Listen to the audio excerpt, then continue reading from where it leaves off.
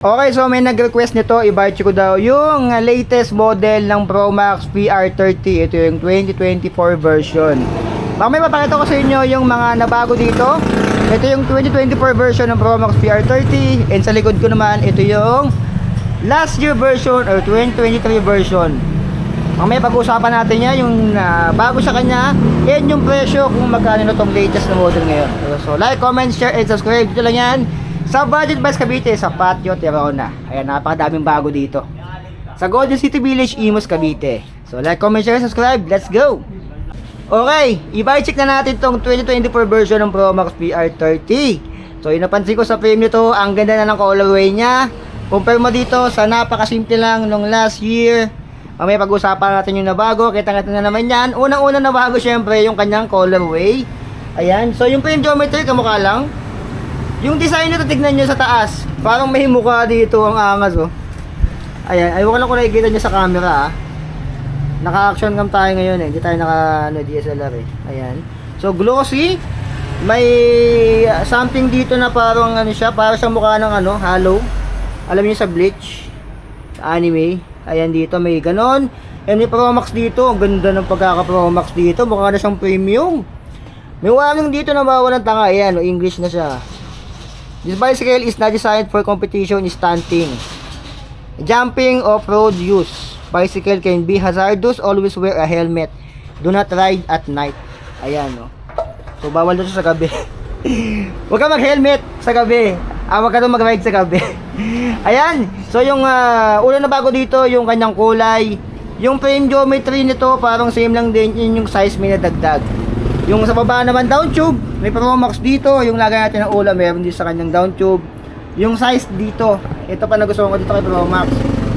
Magkakaroon ka na ng ideya kung ano yung babagay sa'yo. Ito kasi size 48 medium, fit for 165 to 175 cm. Etong gantong style, nakita ko to sa mga branded, sa mga Merida Trek, nakikita ko tong ganito. Kung doon nagkakamali, Merida o ano yata yun, basta branded yun, o something Triton yata. Asanpid brand, may nakalagay lang ganito, naka-indicate para may ideya yung rider kung fit pa sa kanya yung bisikletang to. Ayan, so yung top tube nito, ayan, napakasimple lang ng design nito. Kita-kita nyo dito yung cable routing. Ayan, sa kanyang left side meron, right side meron din yung FDRD, and yung kanyang disc brake cable sa taas naman dumaan. Sa harap, tignan natin. Ayan, nandito yung Pro Max, straight tube pa rin siya dito. And yung FD naman ay L2R2. Ayan, okay na rin niya sa L2, branded na rin niya, magandang brand na rin. Yung kanyang 2x ay okay, alloy na rin. 50-34, usual sa mga road bike, usual size. And yung kanyang chain ay stock lang din. Yung kanyang RD ay R2 na rin, L2. And dito naman tayo sa sprocket niya. Alam na natin yan, pag mga ganitong itsura, thread type pa yan. 1, 2, 3, 4, 5, 6, 7 speed. Alam niyo na pag mga ganyang budget. And yung kanyang hub ay alloy na, pero ball bearing pa yung mga ganito. Yung kanyang spokes, 4, 8, 12, 16, 20, 28 spokes na lang to ngayon. 28 na lang siya, no? Oo, mas kumonti. Mas kumonti yung spokes ito ngayon. 28. 4, 8, 12, 16, 20. Parang 24, no? Ang kakamali. 24, no? Di ba? 4, 8, 12, 16. 24. Ipawasan. Kumonti yung spokes niya. Ito yung isa, oh. Dami, oh. Yung old version. Pero ito, 24 na lang. Konti na lang ng spokes ito, oh. And double wall alloy rim. And yung gulong nito, 700 by 25C. 25C nilagay dito. Eh, medyo maliit lang siya. And meron ditong parang lagayan ito ng brake or rim brake, kung maglalagay ka ng rim brake. And naka-S-mount ang international standard. Naka 160mm rotor, 6 volts, and quick release. Sa kanyang seat post, bakal 27.2. And yung kanyang upuan, Pro Max na rin. Sa fork naman, okay, bakal yung kanyang fork, alloy yung kanyang frame. Maganda na rin yung style nito. Ayan, kita-kita nyo dito, may design na rin. Spokes 4, 8, 12, 16, 20, 24 na nga lang talaga spokes nito. Ayan, no. Mas kumonti. Papakita ko sa inyo mamaya yung unang version. At saka yung timbang nito, timbangin din natin. Double wall alley ring, 700 by 25C pa rin dito. Yan yung clearance ng 25C. And quick release. And 160mm rotors. Ito parang 90 to 100mm alloy na to. Yan yung kanyang headset. Stock, malamang sa malamang ball bearing pa. Ayan yung kanyang grab bar, 420mm. Ayan. Bakal na lang siya. Yung kanyang brake and shifter naman dito, naka L2, R2. Ayan. So, pag-usapan na natin ngayon yung mga naiba dito. Unang-una napansin ko, syempre, napansin nyo rin, yung kanyang frame design na bago na. Ito yung latest version, 2024 version. Ito naman yung version last year. Ito. Ayan, ganyan lang siya. Mas mukha ng ano ngayon, mas maangas na tignan. Tingnan yung Pro Max dito. PR30 din to ha. Ito, mas pumugi na siya ngayon yung PR30 natin ngayong 2024. Pangalawa, yung kanyang disc brake. Ito yung disc brake last year.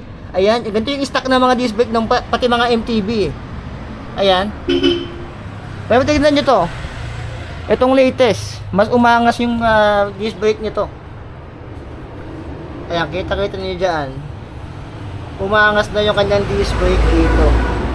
Mas pumugi na sa tignan. And pangatlo, ang napansin ko dito yung kanyang fork. Tignan nyo yung fork nito. Yung itsura. Ayan o. Yung itsura ng fork niya. Ayan. Yung clearance. Parehong 25C din to ha. Ayan. Ito yung fork ng 2024 version. Ito yung fork ng last year version. Mas malaki yung clearance last year. Ayan. Mas lumiit yung clearance ngayon. Parehas ng 25C ha. Ayan. So nabago yung fork, nabago yung disc brake, yung hub nabago din kasi ito ay bakal pa. Ayan. Tingnan nyo. Ayan o, dumidikat yung ating magnet. Pero ito, ayan, alloy na. Kita nyo. So yun ang napansin kong apat na nabago dito. Kay Pro Max PR 30 2024. Okay, tibangan natin si Pro Max PR30 2024 version. 3, 2, 1. Isang angat. Okay, 2 times natin titimbangin para sure. Almost 14 kg. Isa pa. Okay. 3, 2, 1. Isang angat. Ayan, almost 14 talaga siya. Kilogram. Si Pro Max PR30 2024 version.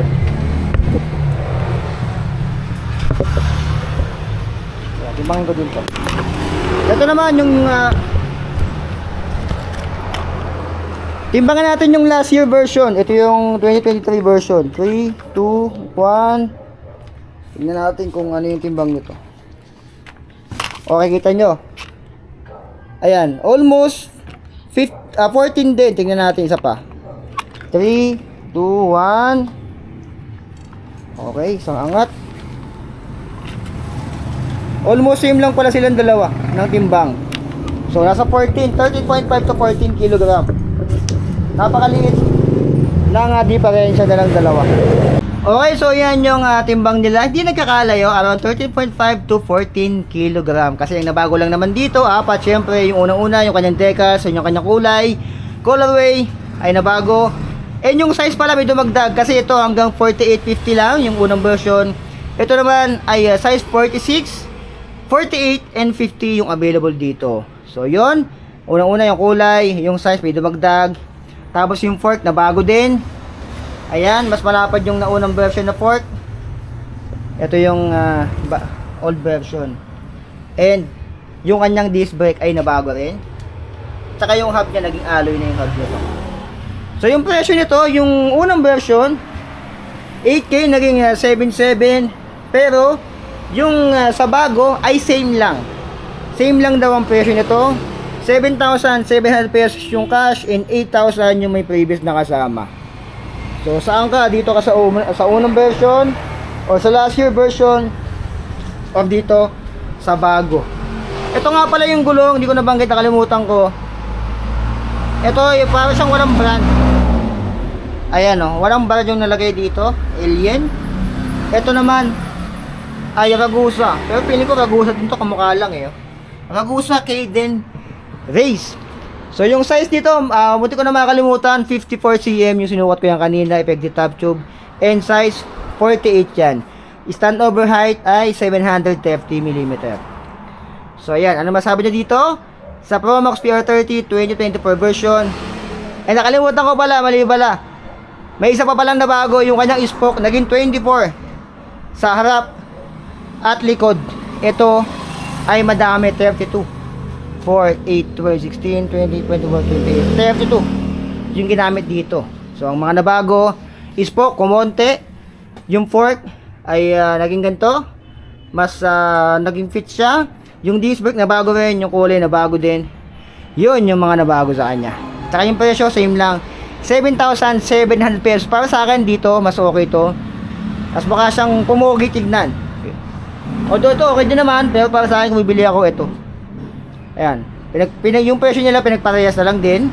Kasi konti lang ang nabago sa kanya. Parang konting-konti physically. Siguro sa looks ito malaki pagbabago. So dito yan sa Budget Buys Cavite, sa Patio Tarona, Golden City Village. Ayan yung kanilang full address, number. Ayan yung kanilang shop, nandiyan din sa baba. Yung kanilang home credit meron din dito. And meron din sila dito mga, ito yung sa Shopee nila. Pwede kayong umorder ng bike dito via Shopee. Yung link nasa video description and nasa comment section. So ayan yung PR 30 2024 version dito sa Budget Buys Cavite. Ano masabi nyo? Like, comment, share, subscribe. So be it, I love you. Designing out.